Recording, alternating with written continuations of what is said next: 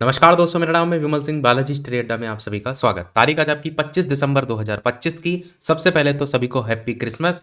आज के जो अपडेट है सारी न्यूज़ से संबंधित, वो मॉर्निंग में हमने बात नहीं कर पाए थे, इसलिए इस समय बात कर रहे हैं दोपहर के समय में। तो जितनी भी शिक्षा संबंधित अपडेट है एक एक करके सभी की बात कर लेते हैं। स्टार्ट करते हैं उत्तर प्रदेश लेखपाल के पदों को लेकर के।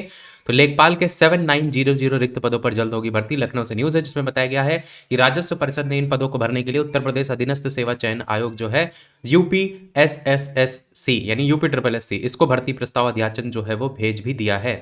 इसमें सभी मंडल और जिलों के रिक्त पदों को शामिल किया गया है। मुख्यमंत्री योगी आदित्यनाथ ने पूर्व में ही इन सभी रिक्त पदों को शीघ्र भरने को लेकर निर्देश दिए थे, जैसे कि आपको अध्याचन वाला मैंने PDF भी कई बार दिखाया है।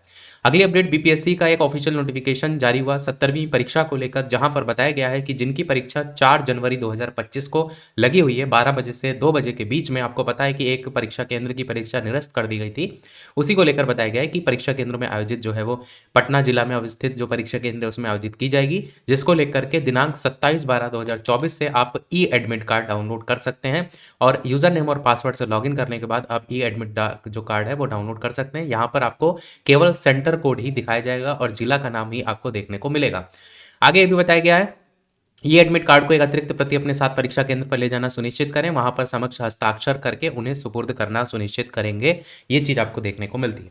परीक्षा केंद्र कोड के संदर्भ में जो विस्तृत जानकारी है वो डैशबोर्ड पर दी जाएगी दिनांक 2/1/2025 से, और अभ्यर्थियों को 11 बजे पूर्वाह्न तक ही परीक्षा केंद्र में प्रवेश की जो है वो अनुमति दी जाएगी। अतः अभ्यर्थी निर्धारित समय 9:30 बजे पूर्वाह्न तक निश्चित रूप से परीक्षा केंद्र पर पहुंच जाएं। निगेटिव मार्किंग 1/3 की है। ऑफिशियल वेबसाइट भी यहाँ पर दी गई है। अगली अपडेट आपकी है, जनवरी में 2025 का भर्ती कैलेंडर जारी कर सकता है आयोग। यहाँ पर बात हो रही है PCS 2024। प्रयागराज से न्यूज है, प्रारंभिक परीक्षा के सफल आयोजन के बाद अब उत्तर प्रदेश लोक सेवा आयोग UPPSC नया भर्ती कैलेंडर जारी करने पर मंथन कर रहा है। उम्मीद है कि पिछले वर्ष की तरह इस वर्ष भी जनवरी में नया भर्ती कैलेंडर जारी हो जाएगा। बहुत अच्छा रहेगा, ताकि उसमें जो परीक्षा की तिथि है पहले से बता दी जाती है, तो उस हिसाब से तैयारी करने में आसानी होती है। आरओ प्रारंभिक परीक्षा का प्रारूप नहीं तय हो पाना कैलेंडर में कुछ विलंब का कारण बन सकता है, पर आयोग कैलेंडर में संभावित तिथि जारी करके इसका समाधान निकाल सकता है। साथ ही आयोग के नए कैलेंडर में सबसे बड़ी चुनौती होगी PCS की भर्ती प्रक्रिया, उसको लेकर के पटरी पर लाना, क्योंकि वही लगातार जो है वो डेट बढ़ती जा रही है। आगे वर्ष 2024 की PCS प्रारंभिक परीक्षा जो है दिसंबर में हुई थी, जबकि पूर्व में यह 17 मार्च को प्रस्तावित थी। भर्ती प्रक्रिया को अगले वर्ष पूरा करने, भर्ती की निरंतरता बनाए रखने को PCS 2025 की भर्ती को कैलेंडर में शामिल करना चुनौती होगी। इसमें चिकित्सा अधिकारी, विशेषज्ञ, इन सभी को लेकर के भर्तियां जितनी हैं वो सबको शामिल करने को लेकर के बताया गया है। LT ग्रेड की भी आ सकती है आपका इसमें, GIC की सहायक अध्यापक LT, BEO की संभावित भर्ती को लेकर के BEd कैंडिडेट लगातार इंतजार भी कर रहे हैं। तो ये सारी भर्तियां आपको यहाँ पर देखने को जो है वो मिल सकती हैं। अब देखना ये परीक्षा कैलेंडर कब तक जारी होता है। अगली अपडेट, TGT निदेशक ने चयन आयोग के पाले में डाली गेंद। यहाँ पर प्रयागराज से न्यूज है जिसमें बताया गया TGT 2013 के जो अवशेष पैनल के अभ्यर्थी उनकी नियुक्ति के मामले में निदेशक माध्यमिक शिक्षा ने जो गेंद है वो चयन बोर्ड के पाले में डाल दी है। निदेशक ने इलाहाबाद हाईकोर्ट में व्यक्तिगत हलफनामा दाखिल करके कहा कि चयनित उम्मीदवार की नियुक्ति की कार्रवाई जो है वो शुरू करना यूपी माध्यमिक शिक्षा सेवा चयन बोर्ड प्रयागराज का काम है, इसमें उनकी कोई भूमिका नहीं है। मतलब अपनी जो कह सकते हैं भूमिका है उसको जो है वो नकार दिया है। आगे बताया गया, इस पर कोर्ट ने याची के अधिवक्ता को निदेशक के हलफनामे का जवाब दाखिल करने के लिए 2 सप्ताह का टाइम भी दिया है। यह आदेश न्यायमूर्ति प्रकाश पांड्या की पीठ ने गौरव कुमार की याचिका पर जो है वो दिया। बाकी उत्तर प्रदेश माध्यमिक शिक्षा सेवा चयन बोर्ड प्रयागराज की ओर से TGT 2013 भर्ती के लिए विज्ञापन जारी किया गया था। चयन बोर्ड ने 2019 में 1167 टोटल चयनित उम्मीदवारों का अवशेष पैनल जारी किया था। इसमें लगभग 860 उम्मीदवारों को नियुक्ति जो है वो दी गई थी।